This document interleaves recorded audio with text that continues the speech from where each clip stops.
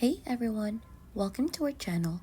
In today's video, we'll learn how to see who you block on Facebook Easy Guide. First, to be able to begin, just open the Facebook app onto your device. Once you're already onto your Facebook, click onto your profile icon here onto the bottom part. Right after that, click onto your profile icon here with your name and profile picture to proceed to your profile.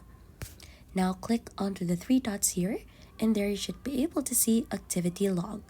Click onto that one and scroll down until you find in connections.